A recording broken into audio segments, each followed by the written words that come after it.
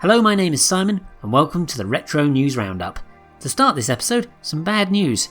Sony have announced it is to shut down all online stores for their PSP, PS Vita and PS3 later this year. This is a real kick to the knackers of game preservation, and it makes me quite sad. Welcome to the digital future.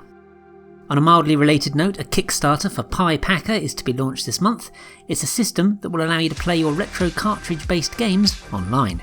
You can play these with what the press release is calling friends. What the hell are those?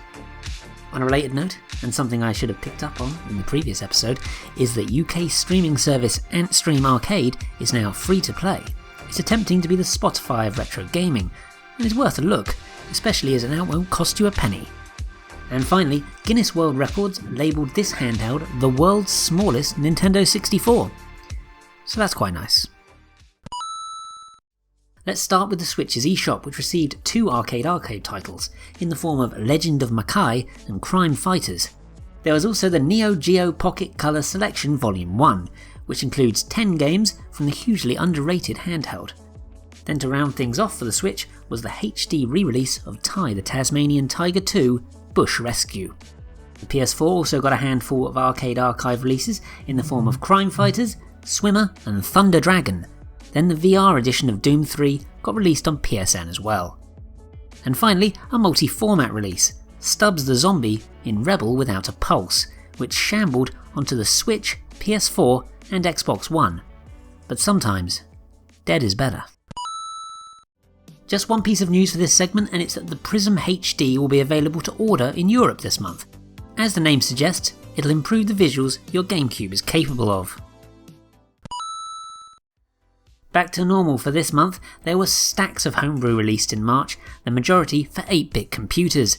The ZX Spectrum alone received 8 new titles: Misifu Remeow, Stop Virus ZX, Danterrifik III, Brick Rick Graveyard Shift, BlockZ, Down the Pipe, Space Invaders ZX, and Solo. There was then a quartet of Commodore 64 games: Space Firehawk, Uber Swap, Battle Kingdom, and Lay Relay. Next, 2 Master System titles, Ice Force and Alex Kidd 3, Curse in Miracle World. Then, Galactica zoomed onto the Amiga, Lode Runner ran towards the Commodore PET, Trophy was lifted onto the NES, and Gem Drop Deluxe plummeted onto the Atari XL XE. Then to round off things, 2 multi-format releases. There was Crazy Blaster for the Amstrad, Commodore 64 and ZX Spectrum, as well as Electrobots for the Acorn Electron, BBC Micro and BBC Master. The most intriguing find last month was of a prototype of 3D fighter Samurai Showdown 64, discovered underneath a tree in California no less. The full tremendous story is on the Eurogamer website, and the link to it is in this video's description. Check it out. Second, a playable version of unfinished Amiga 500 shooter Blork was released online. Next, footage of a rare and incomplete version of Pac-Land for the Amiga arrived online. Indie Retro News have a full video of the footage, and a link to the story is in this video's description. Then, Pub Jumper Mario for the Commodore 64 became available online. The game was released back in 1984, but had disappeared up to this point.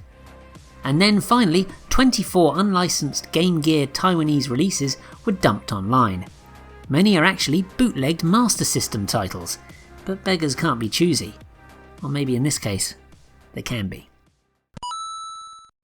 4 English language fan translations were released last month: Jagger Golden Triangle for the MSX, the Wonder Swans Neon Genesis Evangelion Angel Raising Project, Captain Tsubasa 3 Kutei no Chosen for the SNES, and Gamera Guardian of the Universe on the Game Boy.